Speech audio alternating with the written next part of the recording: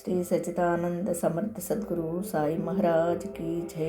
సాయి బిడ్డలందరికీ కూడా ఇక్కడ మాకు 7వ తేదీ 8వ తేదీ ఇక్కడ కనుమలో గంగమ్మని ఉన్నారండి. ఆ గంగమ్మ తల్లికి నేను ప్రతి సంవత్సరానికి 2 సార్లు చల్ల నైవేద్యం వేడి నైవేద్యం కూడా సమర్పిస్తూ ఉంటాను.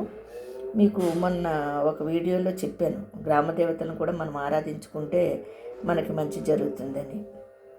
ఈ చల్ల నైవేద్యం అనేది ముందు పెట్టాలండి, ఆ తర్వాత వేడి నైవేద్యము అమ్మవారికి సమర్పించాలి.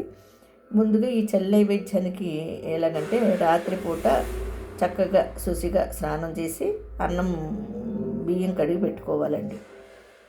ఒక అర్ధ కేజీ బియ్యానికి కడిగి పెట్టుకోవాలి, లేకపోతే పావున్నర అయినా చాలు. కడిగి పెట్టుకుని అన్నం వండుకుని ఒక పక్కకు పెట్టుకోవాలండి. ఆ తర్వాత ఉదయాన్నే లేచి తలస్నానం చేసి చక్కగా అమ్మవారికి ఇలా నైవేద్యం పెట్టాలండి. ఎలాగంటే పెరుగు వేయాలి అన్నం పైన. అన్నము ఒక ఆకు వేసి, అరిటాకు ఉంటే అరిటాకు వేసుకోవచ్చండి. నేను ఇస్త్రాకి మామూలు తినే పెట్టాను, ఇస్త్రాకు వేసి ఆకు పైన పెట్టాను అనమాట. అలాగే 3 చోట్ల పెరుగు, 3 గరిటెల పెరుగు, అలాగే 3 ఎర్రగడ్డలు, 3 ముక్కలు బెల్లం ముక్కలు పెట్టాలండి. పెట్టి ఒక టెంకాయ కొట్టుకుని తాంబూలం పెట్టి అమ్మవారికి ధూపదీప నైవేద్యాలు సమర్పించాలి.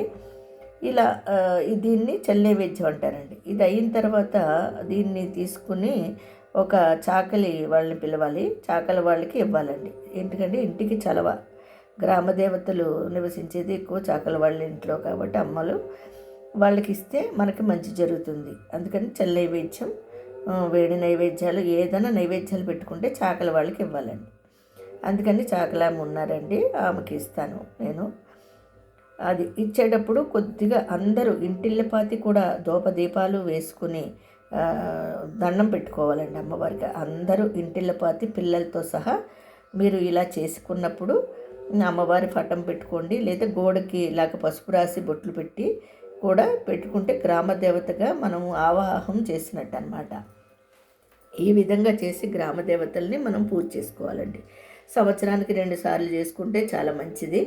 ఎందుకంటే చిన్న బిడ్డలు ఉంటారు కదండి, చిన్న బిడ్డలు ఉంటారు, మనవరాళ్ళు ఉంటారు, అలాగే బిడ్డలు తల్లులకి చిన్న బిడ్డలు ఉంటారు, వాళ్ళకి శుభం జరుగుతుంది. ఎటువంటి జ్వరాలు అవి రాకుండా అమ్మవారు కాపాడుతుంది మనల్ని. ఈ విధంగా గ్రామ దేవతల్ని మనం మధ్య మధ్యలో శాంతింపజేసుకుని వాళ్ళని ఆవాహన చేసుకుని వాళ్ళ ఆశీర్వాదాలని మనం స్వీకరించాలండి.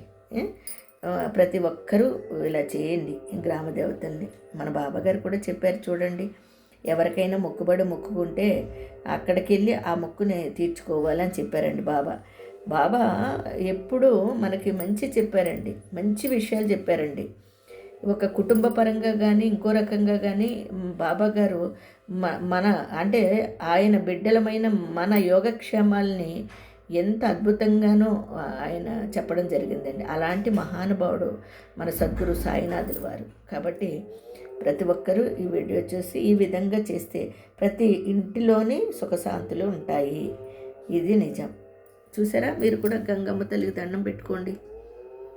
ప్రతి గృహిణి ఇలా చేయండి. సాయిరా.